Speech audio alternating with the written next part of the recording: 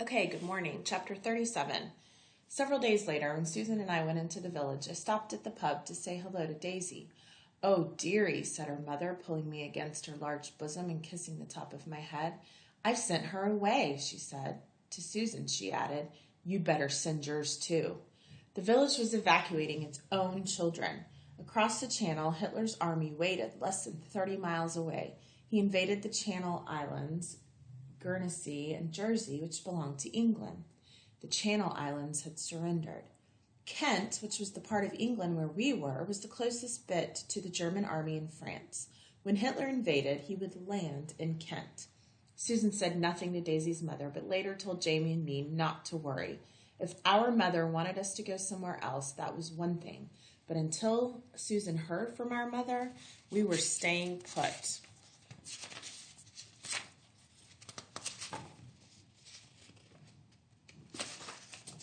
A few days later, Lady Thornton came to try to make Jamie and me go. All the other evacuees and nearly all the village children were leaving. The WVS, Lady Thornton said, would find a home for us somewhere safe. "Their mother won't know where they are," Susan protested. "Of course she will," Lady Thornton said. "I'll see that you get their new address, and whenever she contacts you, you can pass it on." Susan hesitated. "I'm not sure." Lady Thornton's nose narrowed the way it did when she was angry. "There will be an invasion," she said in a tightly clipped tone. "German soldiers in our streets, in our homes. War in our streets, quite possibly. The children should be as far away as we can send them. Margaret isn't coming home this summer. She's going straight to her new school." I felt a pang of regret. I'd been expecting to see Maggie soon. Lady Thornton said, "You must send them away." Beneath the regret came a bigger wave of emotion, coiling up, rising in my gut. I didn't know what it was. I didn't know what it meant. I looked out the window and frantically tried to think of butter. "Things worse than bombs," Susan was saying. Lady Thornton shook her head. "War is no time for sentiment."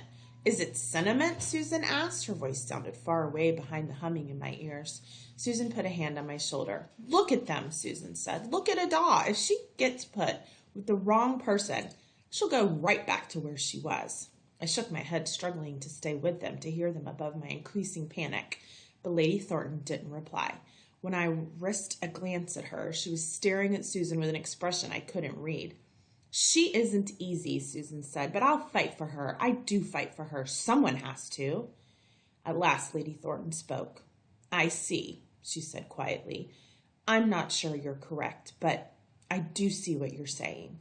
But the boy?" "No," Susan said. "Separating them would kill them both." When Lady Thornton had left, Susan sat Jamie and me down beside her on the sofa, and she said, "Listen, I am not sending you away." She talked a long time after that, but I heard nothing beyond the words, "not sending you away." The wave inside of me flattened out. I could breathe again.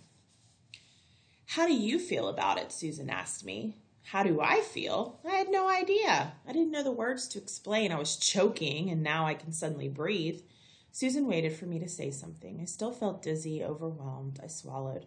"I guess I'd rather stay here," I said. "Good," Susan said, "because I'm not giving you a choice." Susan had been right that all the green leaves and grass came back in summertime. The weather was glorious. Butter's pasture reached his knees, and the vegetables in our victory garden thrived. Fred found an old bicycle in one of the sheds at Thornton House and fixed it up for Jamie to ride. School had closed for good since most of the children were gone, so Jamie came with me every day to help Fred. The former gardener had proved useless around horses, frightened of them, and therefore inclined to smack them around. He'd been called up anyhow. Fred was alone again. Lady Thornton had sold 2 horses and put down 3 more, who were past being ridden, but that still left a lot of work to do.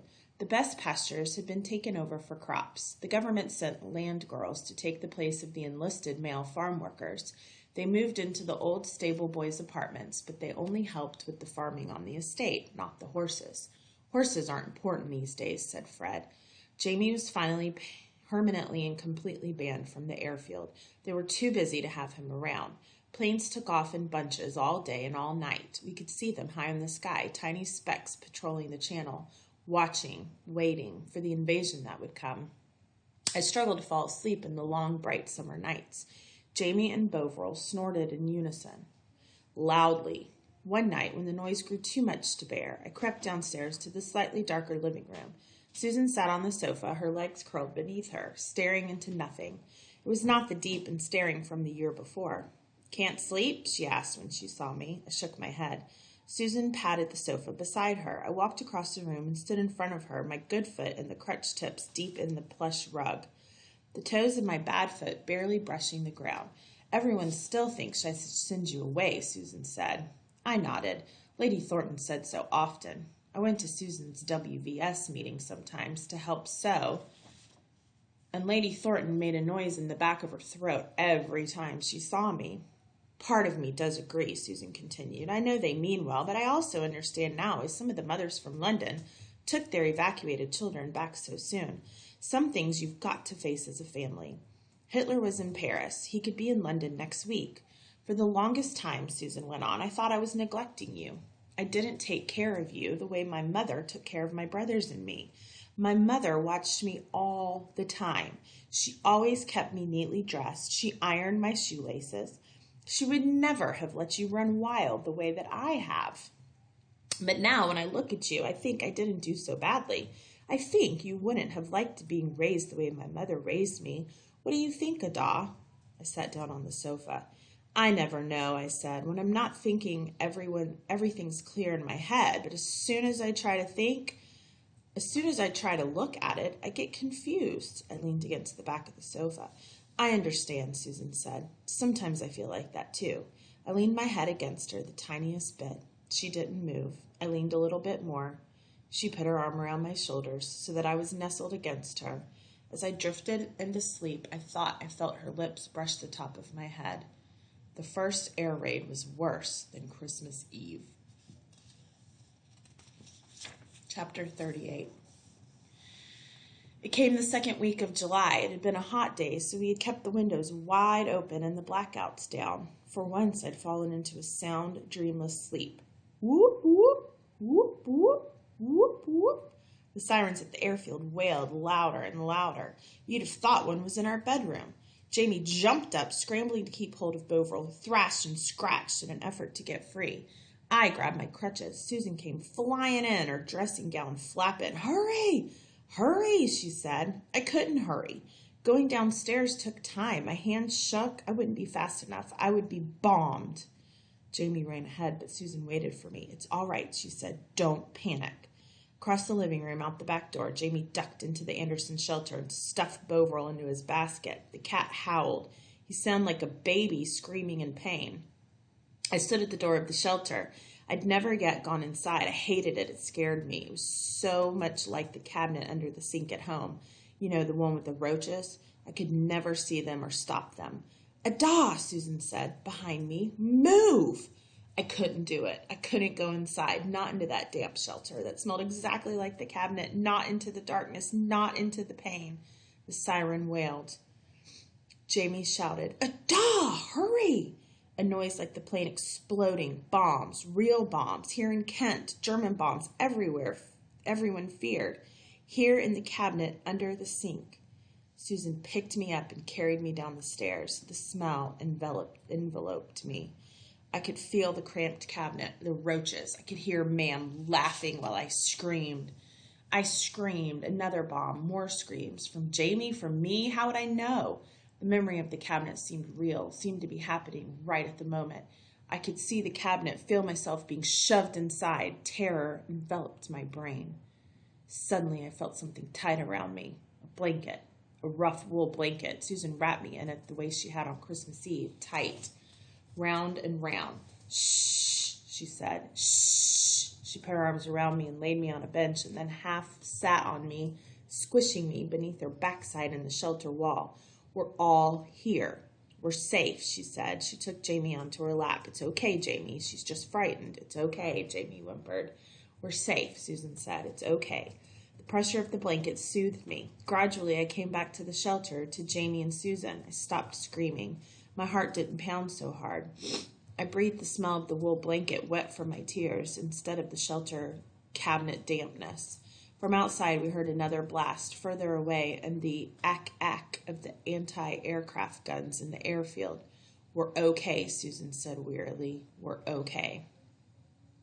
When the all clear sounded 2 hours later, Susan and I were still wide awake. Jamie had fallen asleep on Susan's lap. She carried him back to the house. I walked beside her, trailing the blanket like a cape.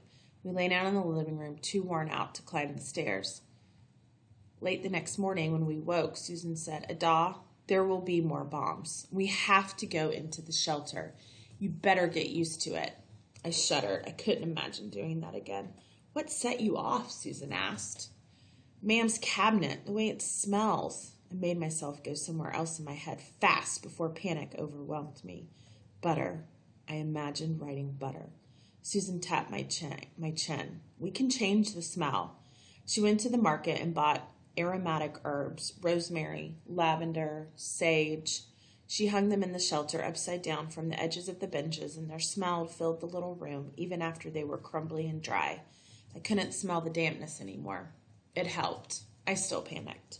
Susan still always wrapped me in a blanket, but usually I could keep from screaming, and I didn't actually see the cabinet in my head. It was still awful, but I didn't frighten Jamie. That was important because we went into the shelter nearly every night from the first time the Battle of Britain had begun. Hitler had figured out he couldn't land his invading army until he'd conquered the Royal Air Force. Otherwise, our planes would bomb his ships and troops while they were landing. Once he'd gotten rid of our planes, invading England would be easy. The Germans had a lot more airplanes and pilots than the British did. They had different kinds of planes, though, and their fighter planes had shorter ranges than ours. This meant they would only reach the southeastern corner of England before they had to turn back for more fuel. They could only shoot our planes and bomb our airfields in Kent. The airfields were their main targets. Every plane they destroyed, whether in the air or parked on the ground, brought them one step closer to invasion. Every runway they destroyed gave our pilots one less place to safely land. Our airfield was hit that very first day. The bombs ripped through 2 storage sheds and left craters the size of small tanks in the grass runways. Fortunately, all the air crews found shelter. Once the all clear sounded, the crews worked through the night, shoveling debris into the blast holes. By morning, planes could safely land again. It was July, and the world was green and lovely. I rode Butter through fields of waving grass up our hill to where I could see the blue sea glittering in the bright sunlight. Wild roses grew in the hedgerows, and the air felt heavy with their scent. The breeze blew, and I could feel perfectly happy, except that now I always watched for planes as well as spies. They hadn't come in daytime yet, but I knew they could. Susan didn't like me riding out, but she didn't want to forbid it either. Our home was so close to the airfield, I figured I was safer further away. When I said so, she looked grim. I should send you away, she said. It was hard enough to cope with Susan. How would I ever cope without her?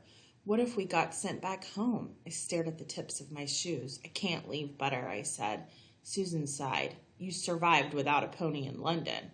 I lifted my gaze to look at her. I had survived. Maybe. Could I do it again? Back in that one room, I hadn't known all I was missing. I know, Susan said softly. It's why I'm keeping you here. There's things worse than bombs, I said, remembering what I'd heard her say before. I think so, Susan said. And Kent's a big place. They can't bomb every inch of it. But she looked out the window towards the airfield, and her eyes creased with worry.